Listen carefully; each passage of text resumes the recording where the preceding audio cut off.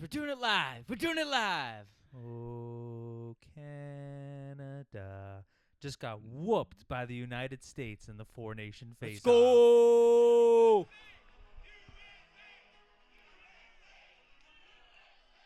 That's right, folks. If anybody watched the four-nation face-off, Canada just got it taken to them by the United States of America. We will talk a little bit more about that later. But first off, we're back for a special episode. We got a new all sports coming at you this week. And we are also want to shout out, in our previous episode, we had mentioned there's going to be a cash giveaway.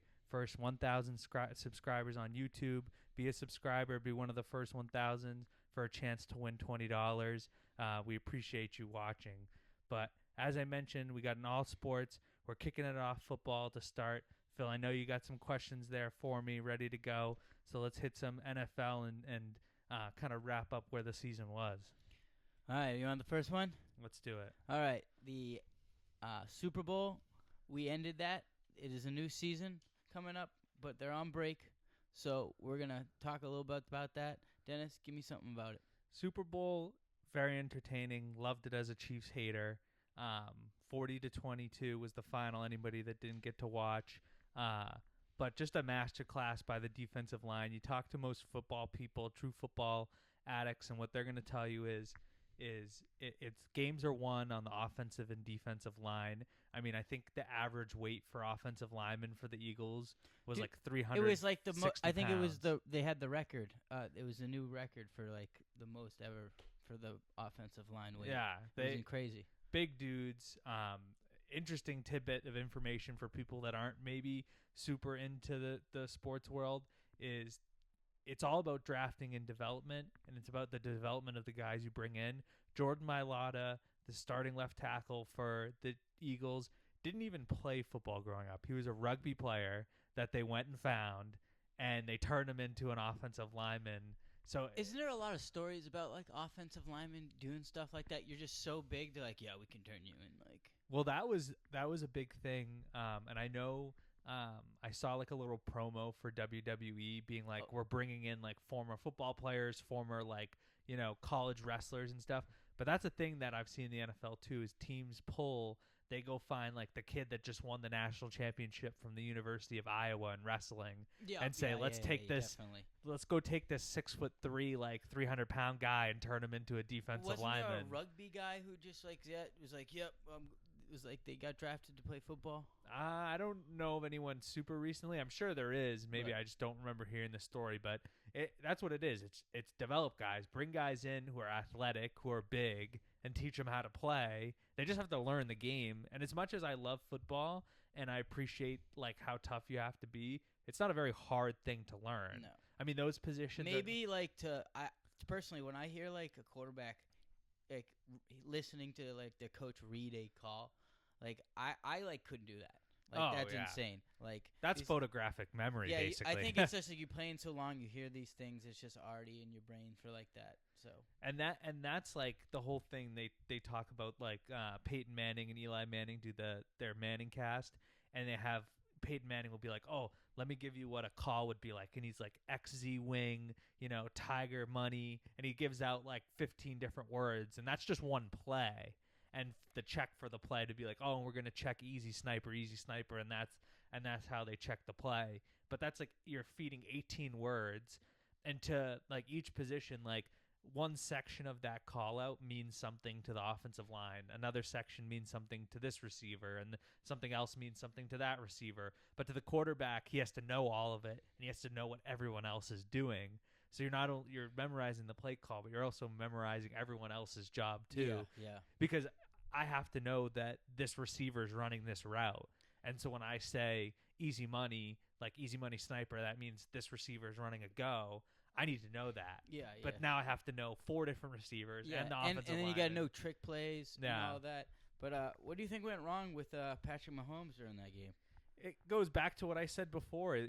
Games are won on the offensive and defensive line, and his offensive line was poor all year, and the Eagles just had a ton of studs up front that took advantage of just poor. When you can rush, I mean, think about the numbers game, right? Like most pass protections, you have 5 offensive linemen and potentially a running back and pass protection. So that's already 6 people on the field that are blocking for the quarterback. The quarterback can't block for himself, so that's 7 guys.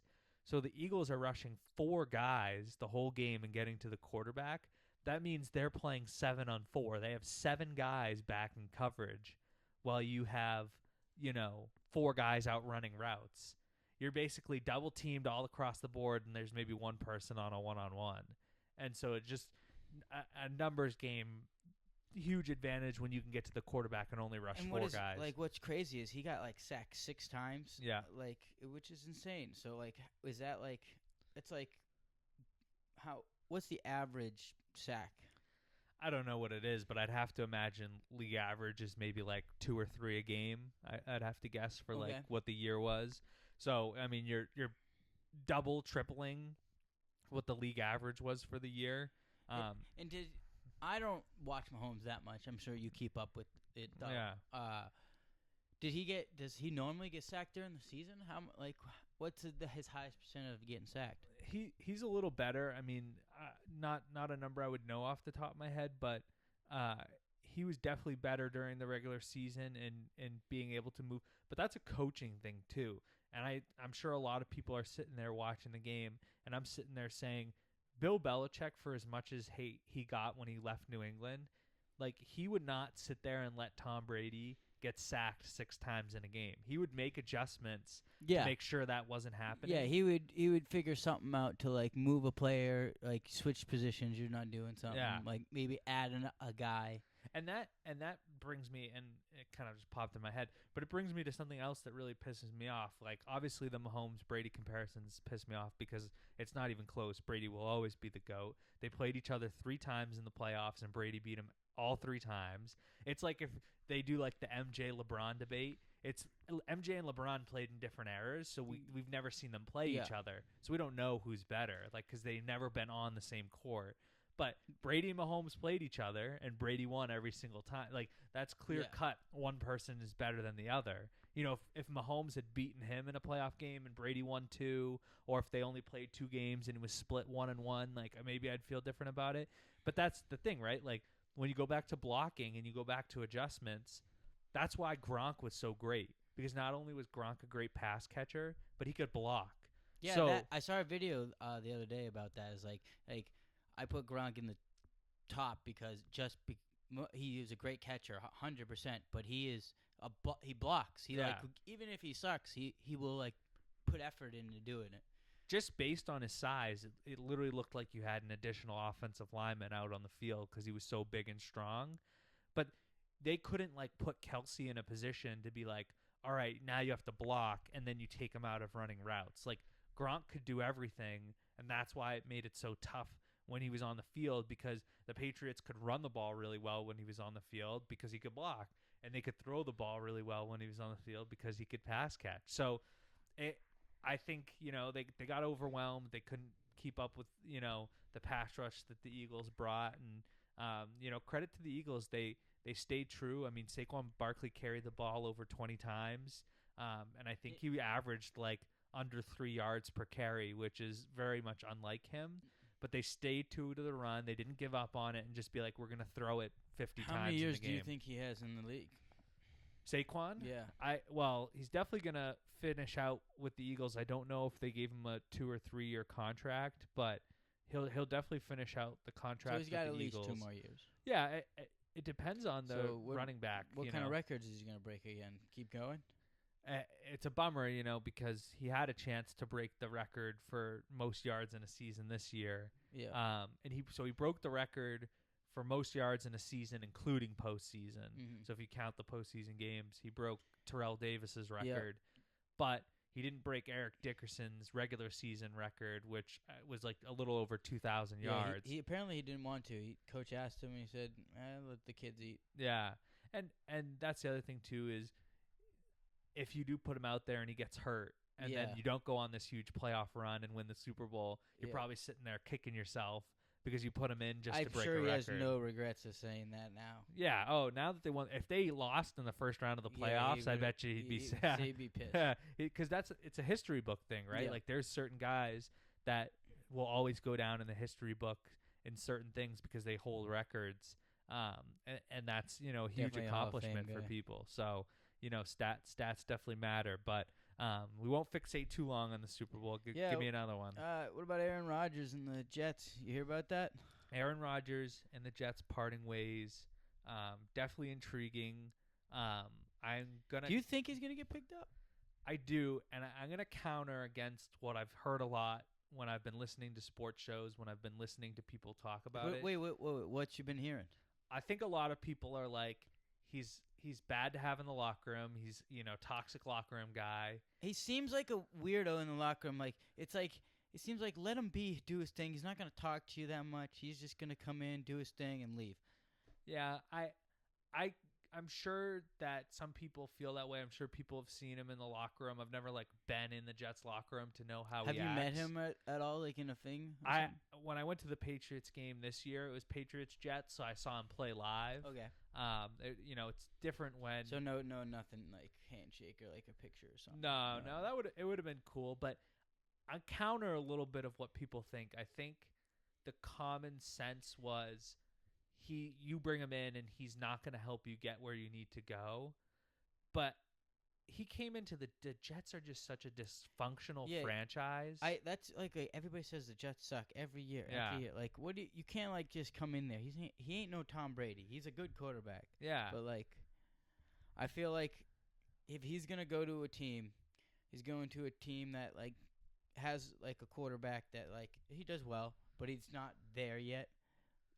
And then Aaron Rodgers is gonna be in, and it has to be a team that has players and their defense is good and their offensive line is good because he can't run. But it's the model. Brady did it in Tampa. Right. Brady chose Tampa. Right. Because he knew he had an offensive line. Right. And he had a good defense. Right. And I think Aaron Rodgers kind of thought he was going to have that with the Jets. But again, they're just such a dysfunctional franchise. And again, Matthew Stafford goes to the Rams. The Rams didn't really have that great of an offensive line. They had a pretty good defense. I mean, Aaron Donald retired now. He was a stud on the defensive line. They had players. They had offensive weapons. There will be a team out there that a quarterback position opens up to that I think he would be a good fit on. I think right now, go on the betting odds, the Steelers are the favorite to land him. But that doesn't necessarily mean they're going to. Why do you think the Steelers are... Well, right now they don't even have a quarterback on their roster. They But signed where are they on the draft? Probably. I mean, they made the playoffs, so they'd probably be 15, 16, somewhere around that. Okay, so they have a way. No, Yeah. And how many first round quarterbacks do you think are going to come? I think it brings up another good topic, which is the NFL draft. Yeah, I don't want to skip over it. We'll come back to it. I'll ask you that in a few minutes. Yeah. But Aaron Rodgers to end with, what do you think the Jets should do about losing their quarterback and where are they going with this? Well, they're also in an interesting situation because they could get potentially based on where Cam Ward and Shedeur Sanders are going to fall. I think the Jets pick 7th overall. I think they might have a good opportunity to take a quarterback with that pick, but is it somebody that you like? There are free agent quarterbacks out there, but I don't think there's anybody that would take them above what they would get with Aaron Rodgers. So you think they're going to go for the draft pick? I think right now you have to consider just kind of rebuilding, and it's tough because they do have a good defense. They got some offensive weapons there. Breece Hall's a good running back. Garrett Wilson's a good wide receiver. So just saying let's tear it down and trade these guys isn't really where they should be at right now. But there's not a quarterback that they could sign in free agency where I say, let's go and get this guy. The best quarterback in free agency, just based on what people are saying, is probably Sam Darnold. And I would agree with that. Sam Darnold was drafted by the Jets. He was miserable on the Jets. I mean, there's literally the quote of him playing against the Patriots, and he threw 3 interceptions, and the NFL mics caught him saying, "I'm seeing ghosts out there," because he just didn't know what was going on. It was such dysfunction. Did he not know the playbook or something, or is he just a weirdo? It was a rookie thing, but it was also I think quarterbacks have said that, right? When defenses move players around. Like one player might start up on the line of scrimmage and then he drops this way, or like they have three guys up on the line of scrimmage and one of them rushes and two guys drop in opposite directions. So there's constant change. There's constant thinking quarterbacks have to do. That's to the naked eye, maybe like, just the average person that isn't as, well versed in football as quarterbacks are.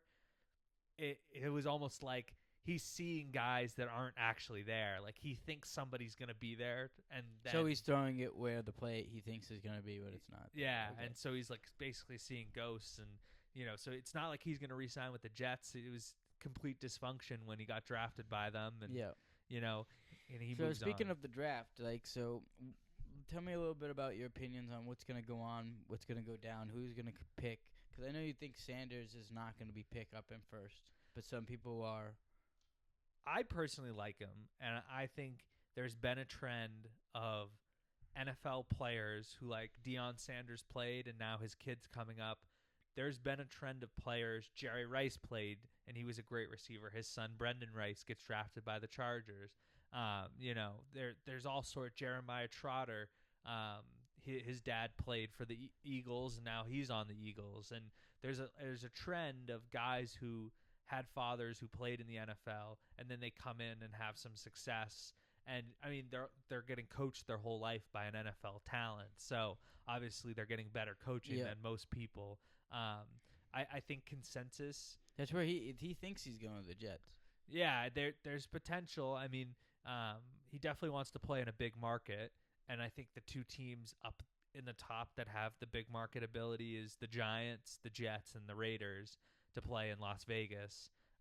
With the Raiders would also be like an appealing thing for him. But I mean, it doesn't seem like people are super excited about the quarterbacks in this draft. I personally, I like Shedeur Sanders. I like Cam Ward. I do too. I'm a little concerned with Shedeur or Sanders because like lately, like the last teams he's played with his dad.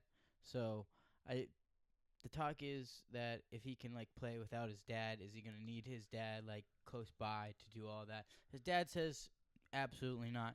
But like I have a feeling that he's gonna struggle a little bit, and he's gonna have to come around the team. I don't think he's like gonna coach. I think he's just gonna be like there. He's gonna be able to come on the field or something. I don't know. Yeah, and I mean, which is I don't think that would be a bad if it gets him to do very well. Why not? Yeah, I mean, I don't foresee Deion Sanders leaving Colorado to go to the NFL. He says he doesn't want to coach NFL too. Yeah, and there was the conversation I remember him having about it's easy to motivate college kids because they're looking to get to the NFL. I mean, once you're in the NFL, there's nowhere to go from there. You get paid your money, and these guys are making a ton of money. Now, college is changing a little bit with NIL, where college kids can make money. But I mean, there's also it's a counterbalance, right? Like if the quarterbacks are dropping in terms of like where people think they're going to get drafted, that usually also means that there's other players like an Abdul Carter from Penn State, who's a really talented pass rusher, who's climbing up people's boards. You got Travis Hunter, who was Shedeur Sanders' teammate, who, people are realizing this guy was a stud. I mean, he was a stud on defense and offense. So why can't we take? And it seems like the overwhelming opinion from a lot of the experts is that this is a very like defensive end, defensive line draft. You got the two interior linemen, Graham and Grant from University of Michigan that are super talented. There's a kid from University of Marshall where Randy Moss played in college, which is just like a small school. I think it's in West Virginia. This kid Mike Green, who's like climbing up people's draft boards, and there was a video of him literally just bull rushing somebody and like knocking them over. So who do you think are going to be the top 5 picks? If I were to go through right now, I would probably say you're going to get Travis Hunter at 1 to Tennessee. Yeah, he's a ball player. What do he's having problems with his girlfriend. Yeah. So what do you think about teams think about that? Because they look at everything, right? Yeah, I mean, you have to pay attention to the outside noise, and that was maybe it's a concern that's being put to bed as teams talk to players. I mean, that's the great thing about the NFL Combine is it gives a chance for teams to bring these guys in for kind of like an interview to talk go? football. Talk. It hasn't happened yet, but When's the combine? the draft is in April, so it happens before that. So I think it's like in right March, before there. Yeah. sometime in March. Okay. But teams get like they say you can interview with like 10 players or whatever it is. So, you know, the Tennessee Titans can bring in because they have the number 1 overall pick. So if they're considering drafting him, it's February 27th. February 27th, so end of this month. Yeah, it's to the March 26th. Okay, so it goes a long time, but they break it up position group. So like the quarterbacks are their own like combine. Yeah. So they have a day where they just do quarterbacks. So which do you know the order, or is it just random? I think it's randomized. I think they usually try to save the like more exciting positions like quarterback and receiver towards the end. Mm-hmm.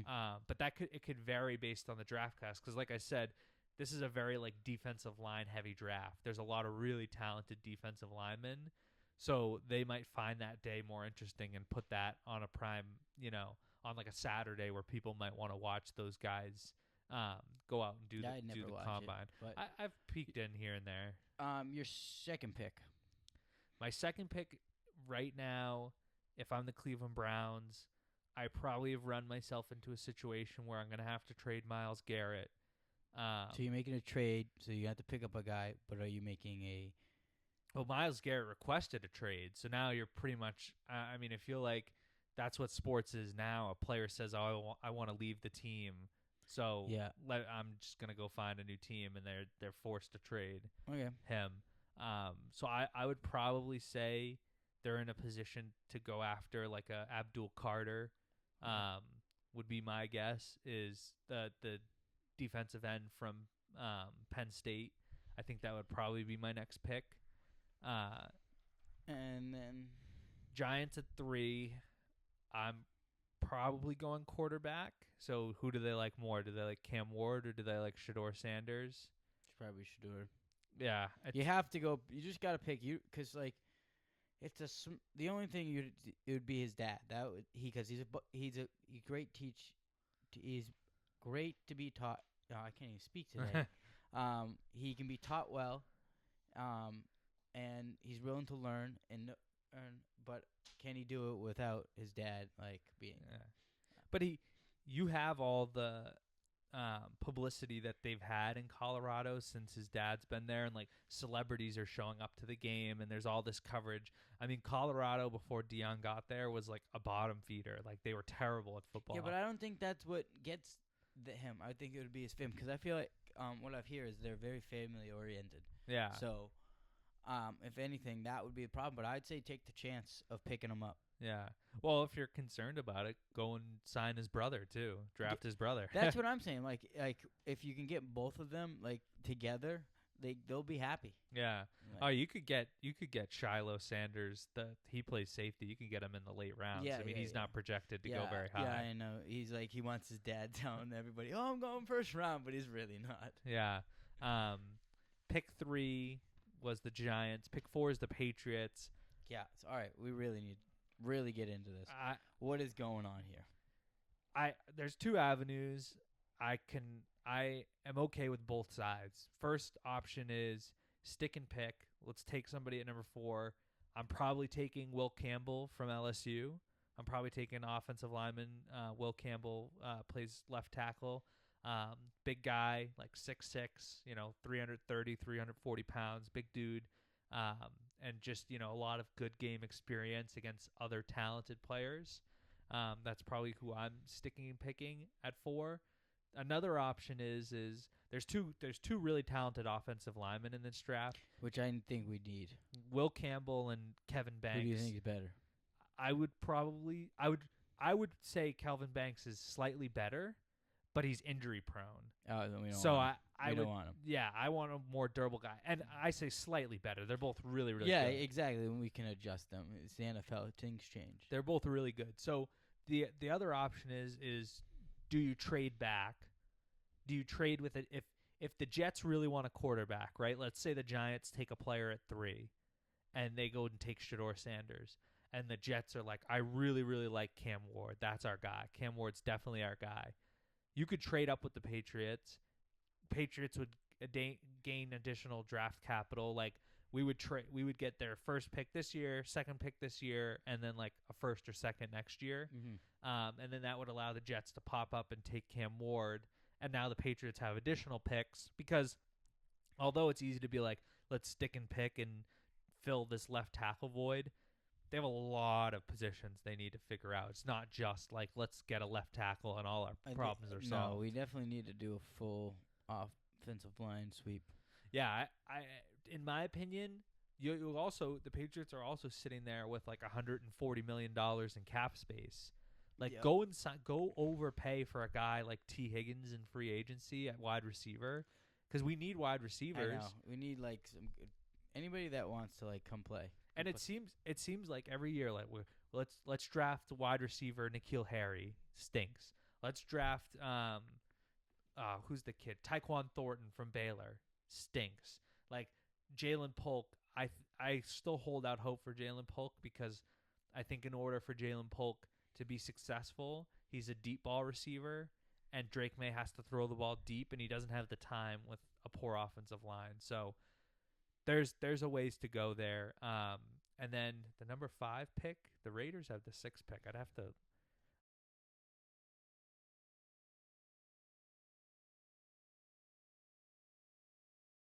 And then it's Jacksonville at 5. A lot of different ways. Same thing. They could trade out. I think the McMillan wide receiver from Arizona probably isn't a guy they'd want to take. They have a lot of wide receiver talent. If I'm the Jaguars, I'm probably looking to get some defensive help. There's no cornerbacks that I love to take that early. If somebody like Travis Hunter ended up falling into their lap, that'd be perfect. But I'm probably taking the defensive lineman, Mason Graham from Michigan at 5. If I'm Jacksonville, and just shore up my run defense and make sure, we're ready to go. So that's probably my top 5 picks. It's tough to predict trades and say like, oh, this team's gonna trade for this player and this team's gonna trade for that player, because you don't really know. It's internal conversations that are happening within these teams, and it's a fun surprise on draft night when teams trade. So, but let's. I have another question not related to football. Let's go back to you announcing about the National 4. Let's go. Let's do. As PK Subban said on SNL, let's do that hockey. Let's do that hockey. Big 4-nation face-off. We got Finland, we got Sweden, we got Canada, we got the U.S. Unreal game. Both games they played in were unreal. The first game they played in against Sweden, took a while. Finland was the first game. Finland. They took a while to get picked up in the first period, but overall, as it went on, it went good. And then they versed Canada. Seemed like they were picking it up like very slow at the beginning, but they did have 3 back-to-back fights, which is insane. Yeah, I remember too. They were showing a clip of 2 of the fights where the Kachuk brothers. I saw that. They were so hyped in the box. Yeah, Matthew and Brady Kachuk were the 2 guys that first dropped the gloves for the U.S. But their dad also was an NHL guy, and there was a nice clip of their dad, Keith Kachuk, dropping gloves with a Canadian player. And so it might just mean more to them. I think. No, it definitely does. For the Kachuk to know that their dad got to represent the country, and that they've got the opportunity to do it. What do you think about the fights? Like, did you think that would ever happen in like this thing? I could see like a fight in the thing and maybe a second one, but like a third one was like out of my mind. I didn't understand it. And I'll say this, like when we play other teams in sports, I feel like everyone's always out to get the U.S. They're like, oh, we know they're good. We know, this. We may not like their country or whatever, but like it's year in and year out, it's like disrespect from Canada. They just like they think they're on a whole nother level in terms of hockey. Yes. And they think they're on like this like upper level platform.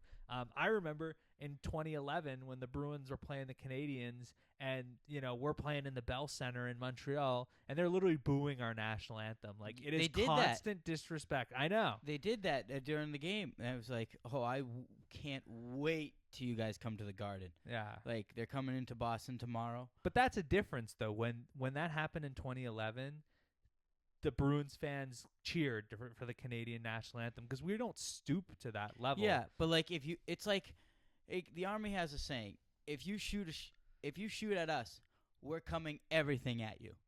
Like, so like if you like poke us, like bother us, we'll be nice to you no matter what throughout the thing. But if you bother us for no apparent reason, we're coming. Yeah, and that's my thing too, right? Like, sports is supposed to be an escape from and people I saw all types of things from this morning, and then it's like well, it's a socio-political thing, and Canada's upset with the U.S. and this and Yeah, that. because Trump Sports wants to make it another state. But the sports is an escape from those things. Like, Yeah. you when I go to watch a hockey game, I'm not there to talk politics. I'm there To watch to watch the game. Like, get over yourself. We're not all high and mighty, and it almost felt like that's what the fight was. Is like Brady and Matthew Tkachuk were like, I'm tired of hearing these Canada guys are better than us, or they're gonna boo our national anthem. Like, have a little respect. You can't. Have some first respect. Of all, in hockey in general, someone boos your national anthem, you have to fight off the bat. Yeah. There's like no thing. Just like, you guys, you gotta go. Oh, so like hockey is a little different from any other sport. You like to get out your anger, you literally fight, and it's pretty much end. But sometimes it may take a couple more fights than necessary. So, what do you think about like the fights? It's in general in hockey, because I heard some people like, this is not hockey, this is bullshit. So like, what do you think? Hockey's hockey. It's physical. I mean, you saw, McDavid's flying down the wing, and McAvoy laid a nice stick on him, which was beautiful. Yep. That's the hockey's a physical game.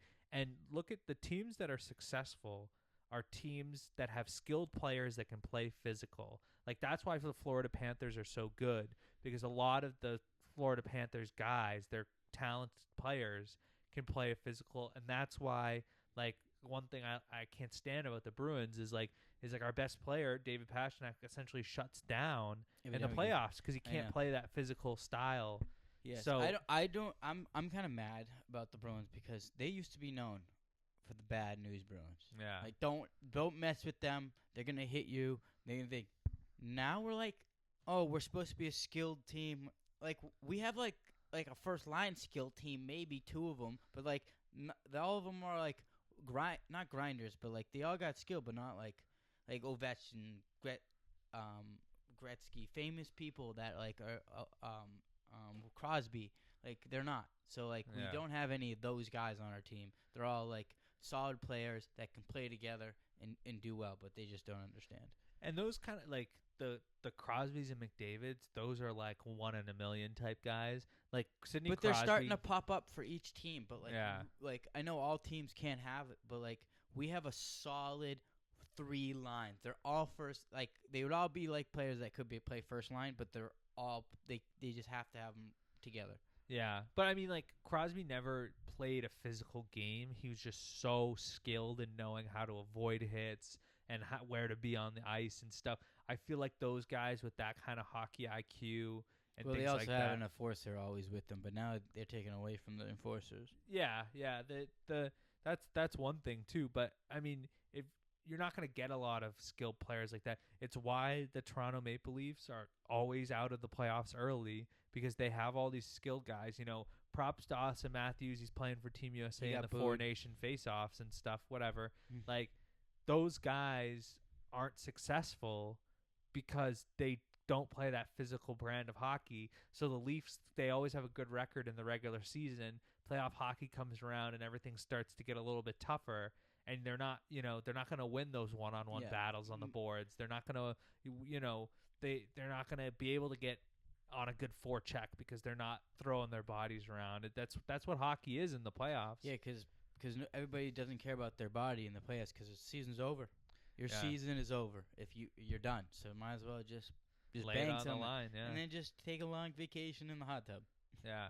So it's a nice. I appreciate them doing the Four Nation face off because I think also that's one thing. They've been dying to get out of because the Olympics don't even let them do it anymore. Yeah. So they used to. Remember, it used to be back in the day. They would switch every year off and on. They could play. They couldn't play. They couldn't play. I wish they'd still done that. But Like have non NHL guys play or no? yeah, they no. I wish they sometime every other Olympic they had NHL players play, and then after another 4 years, they wouldn't be allowed. Yeah, you could do something like that, you know. Well, I thought they were doing that back in the day, but then now, excuse me, they're doing just non NHL players because I think the NHL just said we're not going to allow them to get hurt. But this is for your country. Yeah. It's a little different. They have like World Juniors and other tournaments that go on, but those are younger guys. Yeah, it's younger guys. It's not the best of the best. You know, yeah. these guys I'm glad the NHL put on this new tournament because it's really shows like the top guys playing with together. Like that was a good game to watch. Yeah. Like surely and truly enjoyed it. Like I hope they expand it too because I think there are some other countries out there that would probably but enjoy. do you think what teams could do that? Because Germany usually has a pretty good hockey Russia, team. Well, Russia can't really do it right now, but yeah, that would be another team that probably have a good. I know. I know Germany usually has some players in the NHL, so you could definitely do Germany. I mean, maybe Switzerland. I was thinking maybe Switzerland might be another country. But now then you have to what I was thinking. Are they allowing them Switzerland to host it or Finland to host it? Because where would they host it? Do they have a big enough stadium for that? They probably do. I mean, you could keep it in the U.S. and Canada every year. Okay. You know, if it works, there's no reason to change it. Yeah, I think it should stay in Boston every year. I don't think the first couple games were in Montreal. They were in the Bell but Center. I think next year Boston. Yeah. Yeah, who knows? We'll see. Keep it going. But jump from hockey, another winter sport, NBA. We just hit the All-Star break. I'm not even going to touch the All-Star game or anything All-Star related because I feel like it's such a vacation for players. They don't even care about it. Yeah. They're like, "Oh, it's changed, years ago they had really good dunk contests and people were putting on a show. It was now it's oh, if I dunk and I hurt my hamstring, I'm going to be out for games during the season. So this load management thing is getting crazy. But you got the Cavs sitting atop the East. You got the Thunder sitting up top the West. Two really talented teams. Thunder got Shai Gilgeous-Alexander, SGA, who's probably the MVP favorite right now. Celtics-wise, I feel good. They're still the odds-on favorite to win the NBA championship. Granted, cross your fingers, everyone stays healthy, knock on wood, whatever. But we have depth. Yeah, there's depth. There's scoring. Tatum looks good. Brown looks good. There's not a lot of teams. Team playing together well? Yeah, I think so. There's not a lot of teams out there that make me extraordinarily nervous. Wait, you said that slowly, so there is someone. I would say the Cavs are probably the team that's going to give us the best run for our money, but I'm pretty sure we beat them both times we played them this year. Okay, do we know who we're playing first?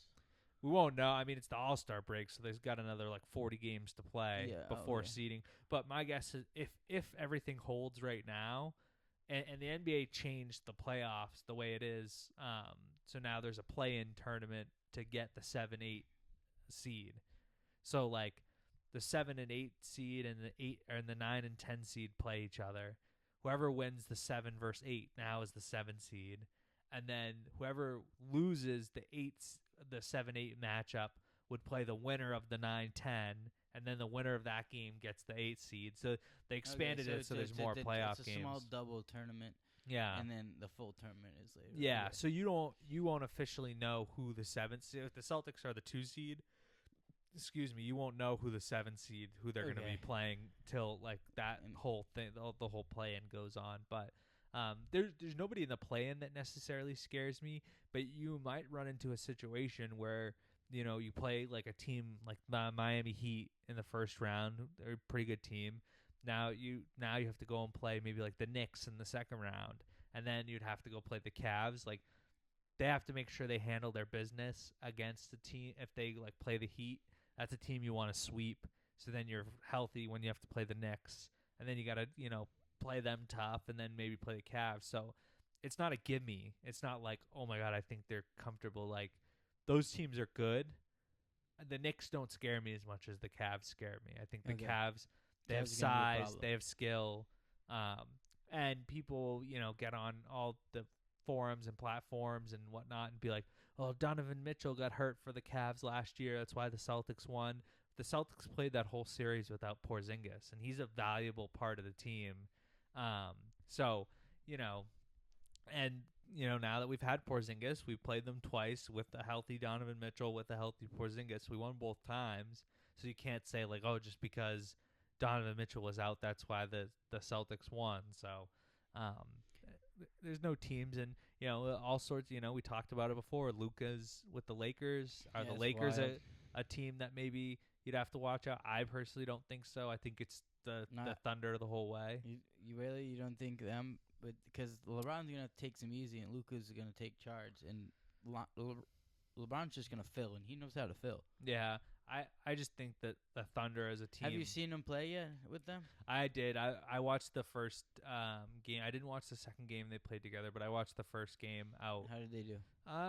They looked okay. I mean, Were they both in all the time? no, Luka was coming back from injury, so he was on a minutes restriction. So Okay. he So we don't really know yet. yeah. But I mean, it's you tough have to to get your tell. conditioning back too, and that was kind of my takeaway when I first watched him play. Was it almost seemed like he wasn't in shape, because like 4 minutes into the game he's already like going over to the bench and asking for water, and he's like profusely sweating. I'm like it didn't seem like he was really in basketball he seems shape. like doesn't get in shape, but like he seems like he has some blubber on him. Yeah. But he's still like fit. Yeah, I mean, basketball shape's different, man. You're running up and down the court consistently. Yeah. It tires you out, for sure. But you have anything for baseball? Baseball, I mean, you got your Red Sox jersey on, so obviously Red Sox made some nice off-season signings. They got Chapman, they got Garrett Crochet for the White Sox, and then the big signing was Alex Bregman, 3 years, $120 million. And I go off the record in terms of baseball for a second, and get your take on it too. Is I like him as a player. I think he's really talented, so I'm happy. I feel like he's going to make the Red Sox better. But outside of that, he was part of the teams that were cheating for the Astros. They were using the sign stealing, and part of that does bother me because we've set up a precedent in the MLB where Pete Rose can't get in the Hall of Fame because apparently he was betting on his own team to win. And so the MLB's like dug their foot in the sand and But been like, like, what he made can't him get in. not like get in trouble? I think what the Astros did was way worse because Pete Rose was betting on his own team to win. You can't control that. If you're betting on your team to lose, you can intentionally make your team play bad, or you could make decisions that cause your team to play worse, and so you lose. But you can't force your team to win. Like, the other team's trying to win, so you can't force your team to win. But you're out there stealing signs to help you win, and then you go win a World Series title. Like, Yeah. that seems like it was worse to me. Like I went to the game they played in the playoffs, and I was just so angry looking at that guy. Yeah, I mean, all the players. I mean, it's a tough thing to get by, and I think it's something that they'll always live with. And I'm not sure if it's going to have any impact on them getting into the Hall of Fame. But like, I'm happy and I'm not happy that he's on the team because for me, you cheated to win the World Series. Like that's messed Yeah, up. That's I messed know. up. I feel like for him, it's gonna be tough in Boston because if he doesn't like put out like Yeah. he's gonna get hated even more just because he's on our team. Yeah. Because like Boston people hate when you're like on our team and you don't do good. We're mad. Yeah. We're mad. Like super mad. Most teams don't like get super mad. We have a high expectations for our players in New England. Yeah. Definitely. I will say I'm happy that they're spending the money to get players like that, because a concern of mine for a while was Yes. just the allure of Fenway Park is making like people will always go to Fenway Park because it's Fenway Park. It's Yeah. basically a historical icon. Yeah.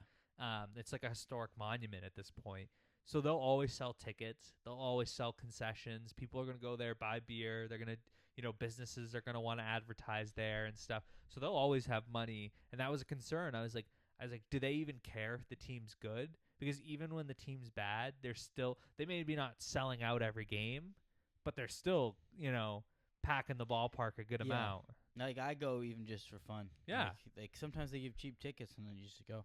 Yeah. And I'm not like, oh my God, I have to go see the Red Sox play this team. I'm like, no, I just want to go to Fenway, watch a game, have some drinks with some buddies, and enjoy a nice Fenway Frank, as they call him, see Wally, my guy, and just it's an atmosphere thing. So the only other big sports item coming up on the agenda. UFC. No, there's UFC. I was gonna touch March Madness, but if you want to hit Yeah, UFC, I have go nothing for big for UFC. This got UFC 313 with Alex Pereira, and I'm not gonna say his name. I can't. It's some Russian guy. Yeah. Their names are too hard to pronounce. But you guys can go look it up. Justin Gaethje is fighting fighting in that too, which should be a good fight. I always loved Justin Gaethje. But you know about Alex Pereira? Not much. No, I don't. Do you know who he is? I know he's a UFC fighter. No, it's this guy. Let's see if I can get a picture. You definitely seen him before. He's a famous guy. I can This pull. right here. Oh yeah, I've seen him before. He is probably. I think he's the best in the UFC right now. To be honest. Like overall. Yeah. Like I don't know all time, but overall right now, he's back to back fighting these guys. I think he's third time defending champion right now. I don't remember what weight he's in. Let's see, maybe he's a lightweight. Heavyweight. Okay. So light heavyweight. It's just it's like big guys like about your size.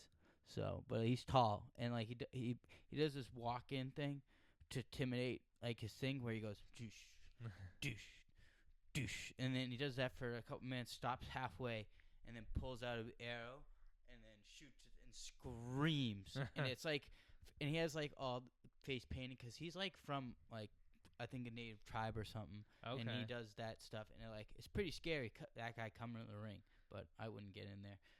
But I wouldn't get in there with the worst guy in the UFC. Even they're all probably ridiculous. And Joe Rogan will probably be announcing. I don't know. Sometimes he's not, but I hope he is. He's the best announcer. Yeah. I've caught bits and pieces, but yeah. Do you watch any UFC at all? I know you don't like tend to watch it because I try to bring you into it. Yeah, not a ton. I mean, I probably could watch it more, but it's not. What's your opinion on mixed martial arts in general?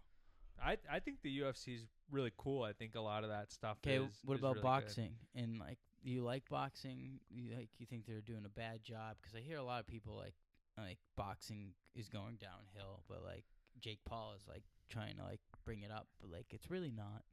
Yeah, I mean, outside of maybe Terrence Crawford, I don't know if I could name any other like current boxers, and I don't know Ryan if he's still, Garcia. Yeah, Ryan Garcia. Yeah, I don't think I could name a ton of people. Who's that famous one who's like undefeated? He fights with Mayweather. Manny Pacquiao. Manny Pacquiao. But he's not active anymore. No, he's an old guy. I'm always talking about him. There's another one. There's two. There's some Mexican guy that's like undefeated. He's nasty. And then there's a guy who works with Mayweather, called like Bullet or. Javante Davis or something like that. Jonte. Jonte Davis. He's filthy. Yeah, I'm sure there's good boxing, but that's part of right. Like you're either getting boxing's like a one style kind of thing. Like you're really only punching. UFC's like I can punch you, I can grapple on the ground, I can it's pretty jump much all and around. knee you across the face like that one guy did, where he like jumping like near. You remember that? He jumped. Yeah, that was. Yeah, I remember that fight. I don't think he fights anymore. That guy who did that. Both of them don't. But you were saying you had something else for sports. Yeah, the only other big event coming up that I could think of is March Madness. Another event, but we're probably not going to have time to talk about it. But in March, or no, April, the Masters is coming. So Yeah. that should be everybody should be looking forward to that. Masters will be another Yep. good one. I think one fun thing, and I won't carry on too long for March Madness, but I think one fun thing that we talked about doing is doing like a live, like getting a whiteboard up Yeah, here. we're gonna We'll we're print gonna out the stand up bracket. and really study which bracket we're gonna do. Me and Dennis are gonna come up with our own, and then me and him are just gonna come in and do one together, and we're gonna have it shown for you guys. Yeah. Um, And just make one episode out of it. But I'll hit it real quick. I think Duke and Auburn, easy picks. I think 3 teams to watch out for when March Madness hits, if you're looking across the board right now. Florida, Walter Payton, and Elijah Martin, really talented guard play. I think Florida is going to be a team that makes a deep run. Michigan State, it's a Tom Izzo coach team. They got Jaden Atkins fully healthy now. But Tom Izzo coach teams tend to make far deep runs in the tournament. So that Michigan about State Connecticut? team is good. UConn, they're talk about three-peats with the Chiefs. I know. They're kind of an under-talked about three-peat. I don't necessarily think this team is as good as the past 2 years. okay. They definitely can make a run. I mean, when you Yeah. have a really talented coach like Dan Hurley is, Yeah. For example, like Yeah. Duke had an awesome coach. yeah, Coach K was awesome. But the third team I put down too was Arizona. I think Caleb Love transfers to Arizona. He's a really talented player. He has experience in the tournament, so I think that's another good team to watch out for. So there'll be some good teams in the tournament. But if you want to go do your research, I highly recommend go and study the Ken Palm rankings online. You just put in it's KENPOM Ken Palm rankings. That's gonna tell you. And this is an interesting stat. Since 2004, and I'll leave everybody with this. Since 2004, no team that has won the March Madness tournament, been a March Madness champion, has been worse than. So every team that's won since 2004 has been a top 37 offense and a top 55 offense and a top 37 defense in the country. Wow. So go look at the Ken Palm rankings, and there's a small subset of teams, and you could break it down even further. There's a great guy. One of these times I'll pull up a video, but there's a great guy who's on the internet, and he shows all this stuff. There's specific statistics, like the last 10 March Madness winners, all of the coaches that have won have been coaching in college basketball for 10 or more years. So there's like stats like this that just pile up, and they're consistent across the board. So, something to look forward to when March rolls around. But yeah, I have nothing else but for you. What about you? You good? Yeah, that's all Well, I got. Well, we appreciate you guys watching. Yeah, special episode, Yeah, hopefully more to come with We some definitely have guests. more. We're gonna try to do this every time we feel like that some sport has ended and we need to touch base about it. And Yeah. we'll get you. And we look forward to doing a March Madness bracket. We'll make a whole episode out I of know it. Dennis is really excited about this, so I'm actually really intrigued to see Dennis how much he puts into this. I'm excited, but I also we're going to do it. We'll make an episode out of it, and after the first day of games, it will already be broken. We'll pick one team to I win know, and already be eliminated. Yeah, we're gonna be so bad. But thanks for listening. Thanks for watching. thank you guys.